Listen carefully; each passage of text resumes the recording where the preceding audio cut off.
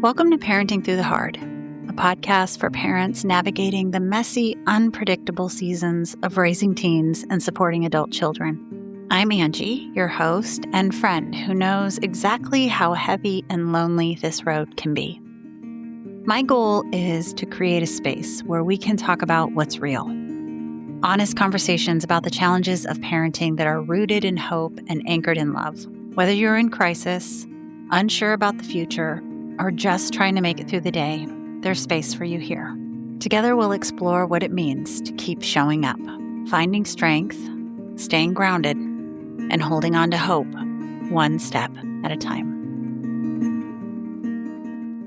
Hey, friend. Welcome back to Parenting Through the Hard. Before I dive in, I want to pause and thank Satoe for sponsoring today's episode.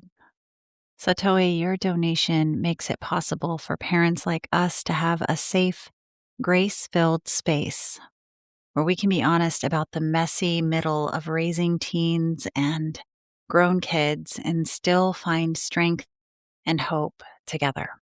Thank you so much for investing in this mission. And if you've ever wondered how you could sponsor an episode, I'll share more about that at the end. Before we get started, here's a little reminder that this podcast is rooted in my own lived experiences of parenting and faith. I'm not a counselor, therapist, or medical professional. What I share here are just my own reflections from this crazy journey of parenting. So please don't take any of this as professional advice. If you or your family need help, lean on the experts, the ones with actual credentials, not just highlighted pages and underlined prayers in their journals like me. With that in mind, I'm your host, Angie, and today I'm welcoming you into one of those in-between moments, a kind that hasn't wrapped up neatly yet. This isn't a polished teaching or a how-to guide. It's more like another page torn from my journal. The edges are messy, the emotions raw, but it's honest. And sometimes that's where the deepest connection begins, in the stories we're still living. Normally, this would be a week for one of our Hope in the Hard segments, but I felt something a little different stirring in my heart this week. With the holidays approaching and knowing just how tender this season can be for many of us, I wanted to share a full episode instead. One that speaks honestly to what it looks like to walk through the holidays when things with our kids feel hard. When my kids were younger, every holiday felt like a sacred production, equal parts joy and planning. I poured my heart into creating magic, hanging stockings with care, wrapping gifts late into Christmas Eve, always while watching It's a Wonderful Life. Remembering to hide that ridiculous elf all around the house just to see their faces in the morning, and relishing the magic of Christmas. Looking back, it felt like the house was filled with Christmas movies, laughter, and the scent of cinnamon. Every detail, no matter how small, was a thread in the tapestry I hoped that they'd carry with them forever. There was a lightness to it all back then, a sense that for a little while, everything could feel whole and wonder-filled. Don't get me wrong, it was exhausting at times, but it was also beautiful. We were building memories, and in my own way, I was trying to wrap love in every corner of the season. But as the kids got older, things began to shift, and not every Christmas felt magical anymore. The holidays started to take on a different shape. Schedules were harder to coordinate. Emotions, saturated with hormones, were now more layered. Some years we were all under the same roof, but the tension in the room seemed to crowd out any sense of peace or joy. Other years, the heartache hung heavier than the ornaments on the tree. The truth is, there were times when the holidays didn't feel magical at all. They felt a lot like survival. Some Christmases, one or two of our kids weren't with us. The gifts under the tree were fewer, the energy was different, and there was this quiet ache in the room that no amount of garland or roll-out cookies could ever cover over. We're a blended family, and as our kids got older, They wanted to create memories with their other biological parent. And even though I understood it on a logical level, it was still really hard. We'd try to keep the spirit alive. We'd plan a meal, wrap the presents, light the candles, but there was always someone missing. And with them, a missing piece of our joy. I remember sitting by the tree one year, looking at the stockings still hung for everyone and wondering if keeping them up made me look hopeful or just foolish. It felt at the time like rejection, like somehow all the years of effort and love and memories we poured ourselves into didn't matter. I wrestled with that. It stirred up insecurities. It made me question whether what we built as a family actually meant anything. And then there were other years, even heavier ones, when our family was walking through painful circumstances with our teenagers, where the choices they made led to real consequences, consequences everyone in the family felt, and heartache that comes from not knowing how it's going to all turn out. There were days we were just trying to survive, holding our breath through it all. A season when I spent my mornings in the quiet before the house woke up, heart racing, trying to pray, trying to trust, trying not to crumble under the weight of it all. And in the middle of it, the holidays would just come rolling in, demanding cheer, demanding magic, and I just didn't have it in me. I remember the bitterness that tried to settle in during that time. The anger I had to fight off when thoughts crept in like, why even bother with this whole Christmas production? There were moments when I wrestled with a kind of quiet pettiness, telling myself that gifts and holiday cheer didn't feel like the right response to the challenges we were facing. I felt torn, pulled between wanting to show love and wanting to withhold it, not out of cruelty, but out of hurt. Part of me, I guess, hoped that maybe, just maybe, pulling back would make a point, that it would be noticed, that it would somehow shift something in them. And then the pressure of extended family gatherings, the anxiety of what people might be thinking about us, about our kids, the rehearsed answers in my head. Should I be honest? Should I sugarcoat it? What version of our story is safest to share? The mask I wore in those moments felt heavy, and more than anything, I wanted to isolate myself. I wanted to eat, watch Netflix, and nap until the new year came. I didn't even want to jingle bell part of the way. Those were not joyful seasons. And the contrast between what the holidays had once been and what they had become felt almost too much to bear. It felt like I was constantly grieving, not just who wasn't there, but who we, as a family, no longer were. After those kind of seasons, the ones where everything feels broken, what followed was long, quiet stretches of in between. During those holidays was the ache that lingers when we're no longer in active crisis, but we're also not okay either.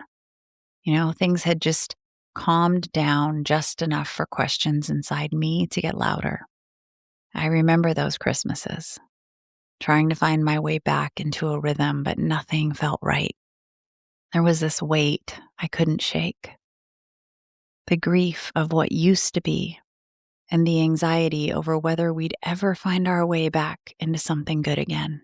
That's what no one prepares you for. The emotional aftermath of parenting through hard seasons. The way your heart still flinches when you come across an old picture, or how you keep bracing for the next disappointment, the next shift in plans, the next hard conversation. I kept waiting for the moment things would be normal again, for the spark to return, for our family to find its way back to each other. Every year I'd think, maybe this is the year. But healing isn't linear. And reconciliation, if and when it happens, is never as fast or tidy as we'd like. The truth is, it wasn't just sadness I felt. There was a part of me that was scared. Scared that this was our new normal, that maybe what was lost would never return, that our family would stay scattered emotionally or physically, and that somehow I'd always carry this invisible fracture into every future holiday. And in that space, I also felt shame, like I should be doing more, fixing more, trying harder.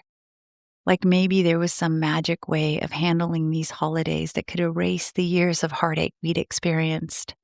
I mean, it happened in the Hallmark movies, right? I wish I could tell you things changed overnight, that there was some turning point where everything clicked back into place and joy returned. But it wasn't like that. Healing came slowly.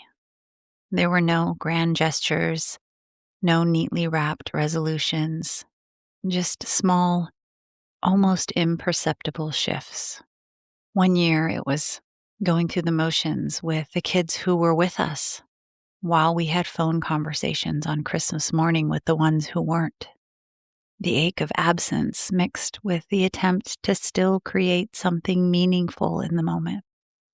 Another year it was the joy of purchasing plane tickets, our hopes rising at the thought of everyone being together, only to have just one of those tickets used. A mixture of excitement and letdown, celebration and grief, all wrapped into one. There was a year when we began to feel walls coming down just a little. There was laughter again, shared stories, a loosening of tension that had gripped us for far too long. And then there was a year when we were all together, finally, and my heart felt full. It wasn't the same kind of magic that Christmas had been when they were small, running around in footy pajamas, tearing through wrapping paper, but it was a new kind of beautiful. They were adults now, and I got to sit back and quietly watch them share their stories of years gone by, teasing each other, laughing, remembering. In that moment, I realized something holy had been restored, not in the same shape, but in a way that was honest and earned and deeply cherished. These were not the moments you see in holiday movies. They were quieter than that, but they were sacred. And I'll be honest, at first, I wasn't sure how to receive them. After holding disappointment for so long, even good things felt fragile. I was afraid to hope, afraid that if I let joy back in, it might be stolen again. But over time, slow, gentle time, I began to realize that love was still there, not in the form I'd expected, but in the way our hearts kept turning back towards each other, even after everything. We were learning to love each other in a new way, a way that made space for imperfections, a way that honored growth and boundaries, a way that didn't erase the hard but still chose connection. It wasn't consistent. It wasn't always clean. There were still setbacks, still tension, still tears, but something had shifted. We weren't where we once were, and that was worth noticing. I remember one Christmas where, for the first time in a long time, I found myself laughing.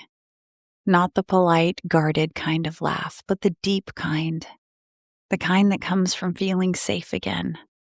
It caught me off guard, and then came the tears, because for so long I wasn't sure I'd ever feel that again.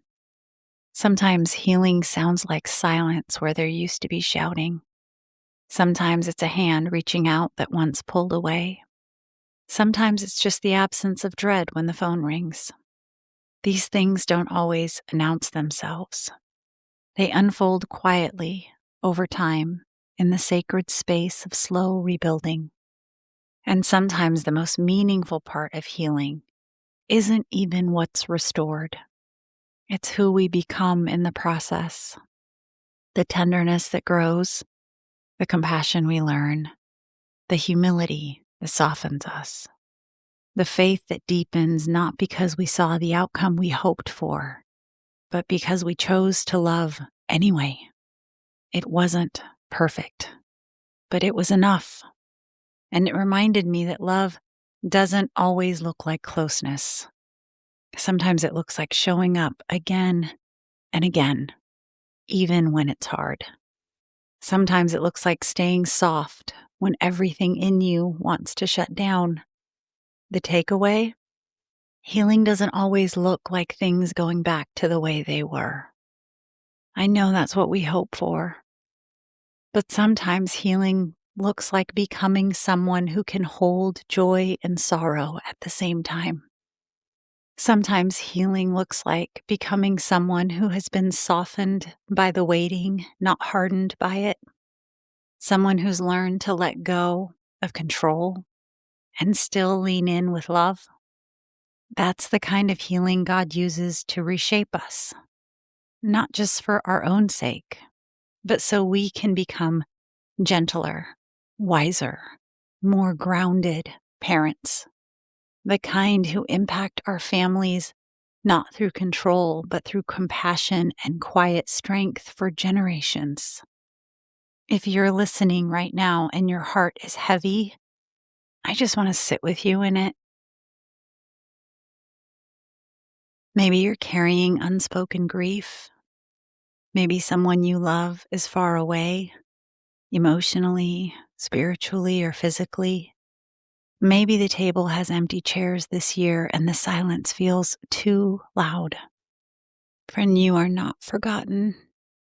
Your ache is not invisible. And this is not the end of your story. God is still writing, even in the quiet, even when it looks like nothing you imagined. Maybe this year the gift isn't in creating what was, but in receiving what is. A small moment of peace, a phone call you didn't expect, the courage to let go of something you were never meant to carry alone. Maybe the light this year doesn't burst in. Maybe it just flickers, but it's still light and it still matters. There's a verse that's carried me through many winters from the book of John, chapter 1. The light shines in the darkness, and the darkness has not overcome it. It doesn't say the darkness isn't real. It just says it doesn't win. That's the kind of faith I'm leaning into this season. Not the kind that glosses over grief with glitter. Not the kind that insists on joy when what you're really feeling is loss. But the kind of faith that sits with you quietly. The kind that believes in a God who is near to the brokenhearted. A God who doesn't demand we hold it all together, but who gently holds us when we come undone. Sometimes I think about Mary giving birth in a barn, far away from home, with a future that probably felt uncertain and heavy, and yet that's where light broke through. Maybe this year the light doesn't look like everything falling back into place. Maybe it looks like someone reaching out unexpectedly. Maybe it looks like a sacred quiet that allows you to breathe. Maybe it looks like just knowing you're not alone in the ache. That's the kind of light I'm watching for this year. And I believe it's there for you too. If this message has touched something tender in you because you're walking a similar path, I'd love to just close our time in prayer together, if that's okay. Father, for the parent who feels the weight of disconnection this Christmas, for the mom who's holding love and grief in the same breath, for the one whose home feels quieter than they ever imagined it would you be near? Would you bring comfort to the places where sorrow has settled? Bring peace where anxiety keeps whispering those worst-case scenarios. Bring strength to the one who's doing their best to hold it together but feels like they're unraveling inside. Remind them, Lord, that you see what no one else sees.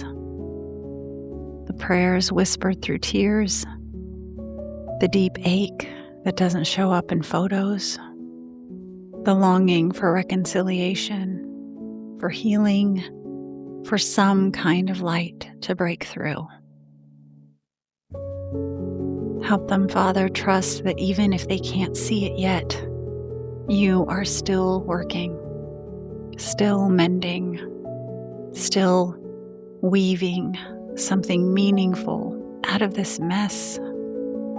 Give them moments of breath, of softness, of unexpected joy. And when the weight feels like too much to carry, remind them they don't have to carry it alone. Let them feel held, Lord, right where they are, and let hope rise, even if it's quiet. In Jesus' name, amen. Thank you so much for sitting with me today. I know this isn't an easy topic, but if you're still listening, I imagine it's because something in your story echoes what I've shared. And I'm so grateful that we get to walk through this together. If this episode spoke to you, I'd love to hear from you. You can email me at parentingthroughthehard@gmail.com. And if you know someone who's walking through a holiday season that looks different than they hoped, please consider sharing this with them. Sometimes the smallest act of connection can be the very beginning of healing. And if you'd like more encouragement like this, I just want to invite you to subscribe at parentingthroughthehard.com, where I send out gentle encouragement 1 to 2 times a month, just something small to remind you that you're not alone in the hard. We're all walking beside you together. Let's remember that as parents, we still have purpose, especially in the seasons that feel unfinished.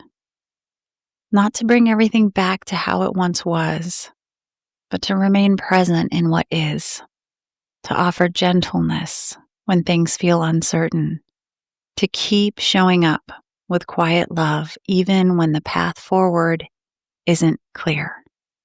This isn't an easy assignment, but it's the kind of assignment that shapes hearts, ours and theirs. This is sacred work. Let's stay rooted there. Now for the fun part.